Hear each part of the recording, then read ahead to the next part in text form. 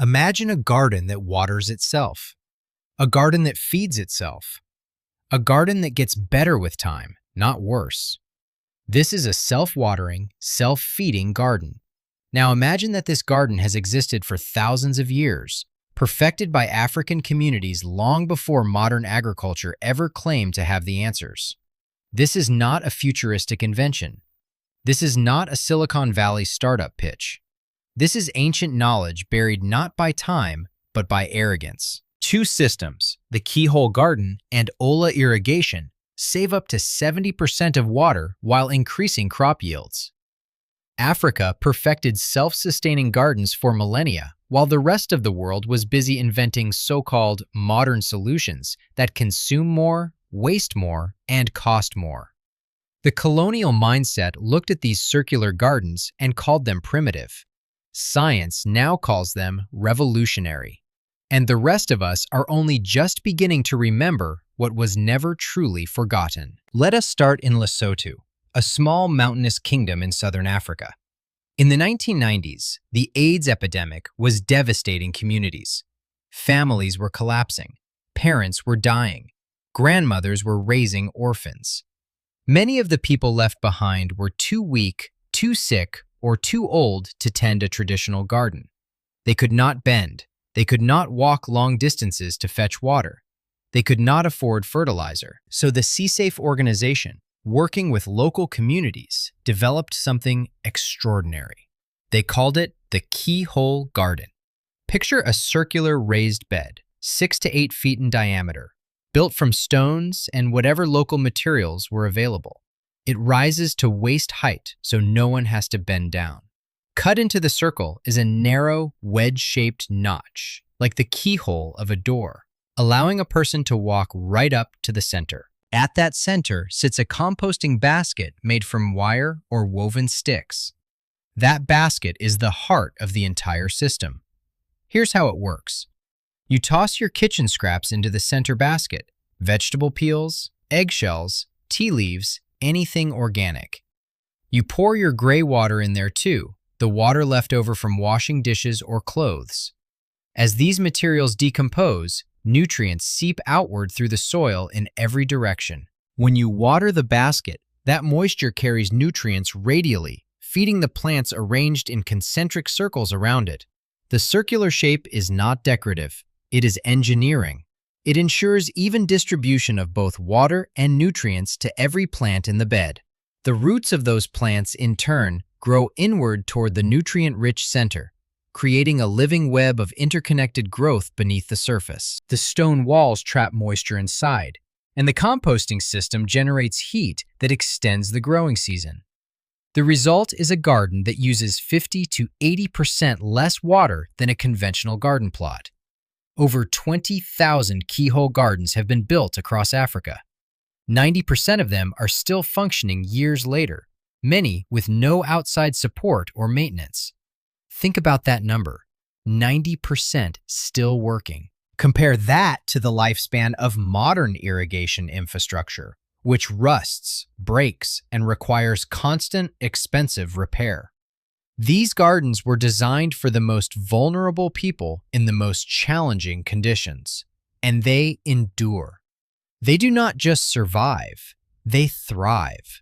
And they teach us something fundamental about design. The best systems are not the most complex. They are the ones that work with nature instead of against it.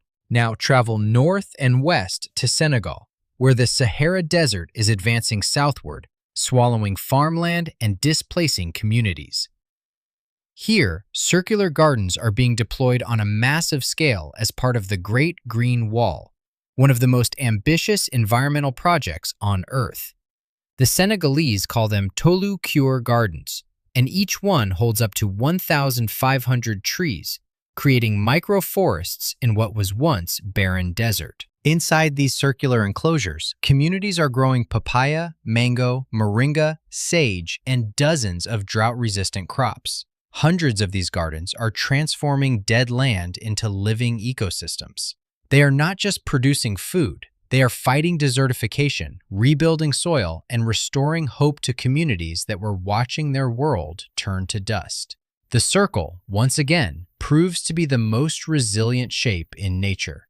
But the keyhole garden is only half of this story. The other half is even older.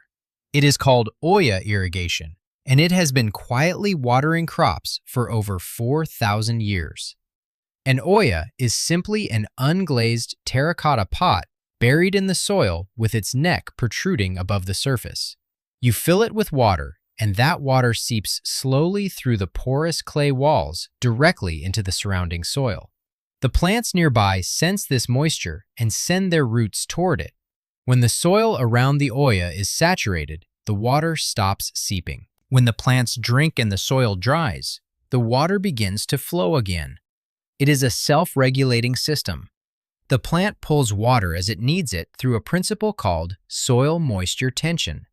There is zero waste, no evaporation because the water is underground, no runoff because the delivery is slow and targeted, no overwatering because the soil itself controls the flow. This technology was documented in the Fan Shengzi Shu, widely considered the world's first agricultural text, written over 2,000 years ago.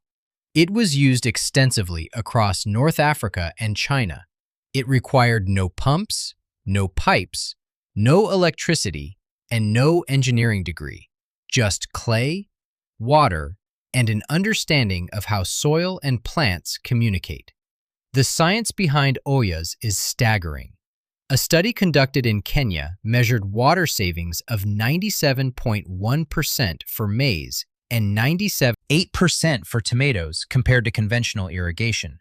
Yield increases were equally dramatic: 32.2% more maize and 43.7% more tomatoes per unit of water used.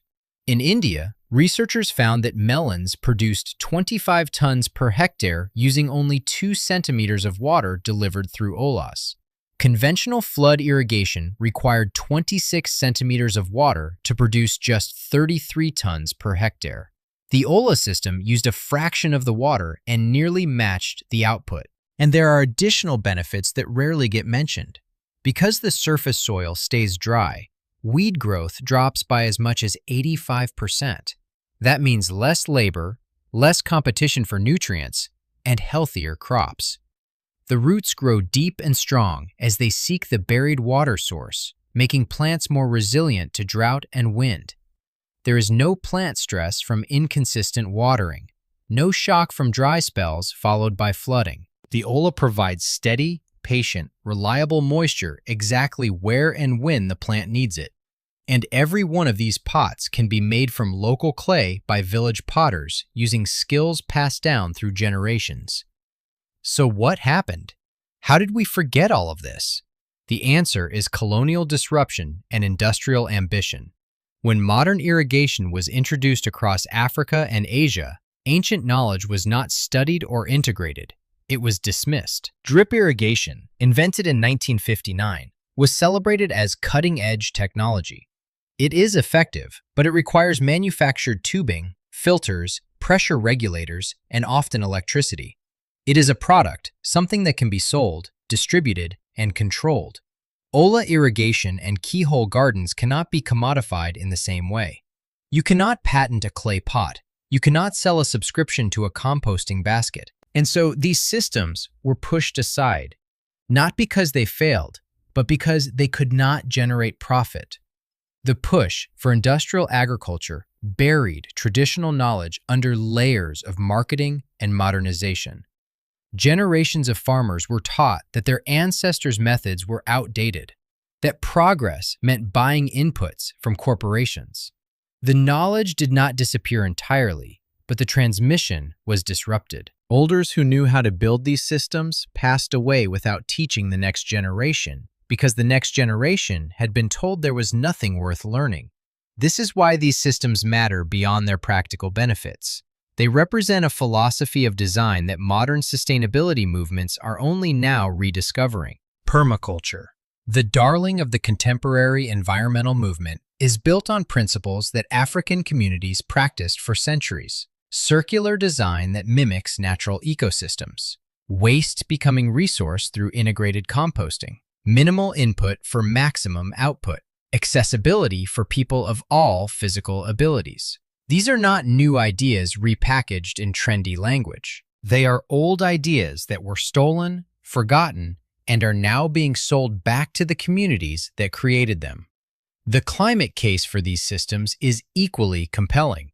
In a world facing unprecedented drought, water scarcity, and rising temperatures, gardens that regulate their own water use are not a luxury. They are a necessity. Keyhole gardens and Olla systems create microclimates that support biodiversity. They reduce greenhouse gas emissions associated with conventional agriculture. They sequester carbon through continuous composting. They build community resilience without dependence on external supply chains, electrical grids, or municipal water systems. When disaster strikes, when the power goes out, when the supply trucks stop coming, these gardens keep producing. They are the definition of resilience. Today, a global revival is underway. Texas master gardeners are teaching keyhole garden construction across the American South. Urban permaculture projects in Europe, Asia, and the Americas are adopting circular garden designs. Disaster preparedness organizations are recommending Olla irrigation as a low-cost, reliable food production method. Researchers at Western Kentucky University, institutions in Kenya, and agricultural programs in India have all published studies confirming what African communities knew all along. These systems work.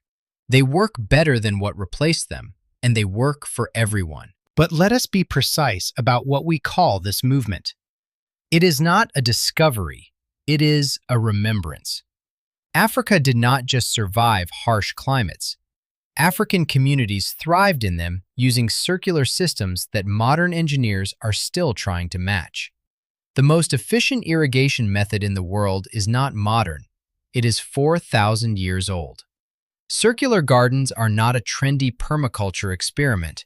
They are proven African innovation, tested across generations and validated by science. Industrial agriculture did not replace these methods because they were inferior. It replaced them because they could not be controlled, packaged, or sold at a markup. The knowledge was always here, patient and persistent as the water seeping through clay. So here is what you can do. Build a keyhole garden in your backyard, your community lot, your school. Bury an Olla next to your tomato plants and watch what happens. Share this knowledge and honor its origins. Do not call these primitive methods. They are among the most sophisticated agricultural solutions ever devised. The modern world is not inventing the future of sustainable farming. It is finally, humbly, catching up to what Africa always knew.